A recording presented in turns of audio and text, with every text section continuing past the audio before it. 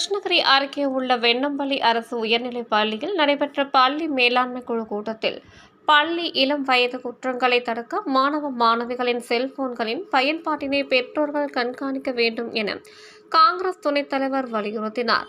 கிருஷ்ணகிரி மாவட்டம் பர்கூர் அருகே உள்ள வெண்ணம்பள்ளி அரசு உயர்நிலைப் பள்ளியில் தமிழக அரசின் உத்தரவின்படி பள்ளி மேலாண்மை குழு மற்றும் மறுகட்டமைப்பு குறித்த கூட்டம் நடைபெற்றது. பள்ளியின் தலைமை ஆசிரியர் பன்னீர்செல்வம் தலைமையில் நடைபெற்ற இந்த கூட்டத்திற்கு பள்ளி மேலாண்மை குழு தலைவர் திம்மி முன்னிலை வகித்தார்.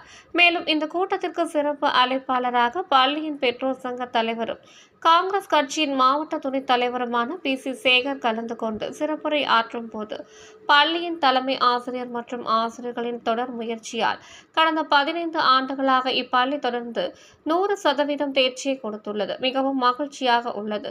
இன்னும் பள்ளிக்கு தேவையான உள்கட்டமைப்புகளை மேம்படுத்த அரசின் கவனத்திற்கு கொண்டு சென்று பள்ளியின் கட்டமைப்புகளை செயல்படுத்தி இன்றும் அதிகப்படியான மாணவ மாணவிகளை பள்ளியில் சேர்க்கையை அதிகரிக்க பெற்றோர்கள் முன்வர வேண்டும். குறிப்பாக பள்ளி மாணவ மாணவிகளின் எதிர்காலத்தினை கருத்தில் கொண்டு இளம் வயது குற்றங்களை தடுக்க செல்போனின் பயன்பாட்டினை பெற்றோர்கள் கண்காணிக்க வேண்டும் என வலியுறுத்தினார்.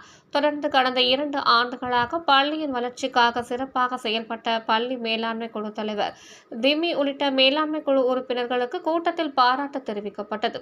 மேலும் இந்த கூட்டத்தின் போது பள்ளியின் ஆசிரியர்களான திருமதி அமலா ஆரோக்கிய மேரி, சகாய ஆரோக்கிய ராஜ், முனிராஜ், சிவகுமார், சதீஷ் உள்ளிட்ட மாணவர்களின் பெற்றோர்களும் கலந்து கொண்டனர்.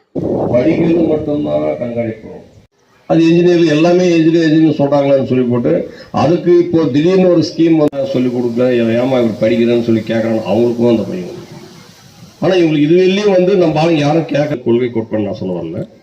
ஆன்மீகம் நிறைய வளர்ந்துட்டு இயற்கை சீற்றங்கள்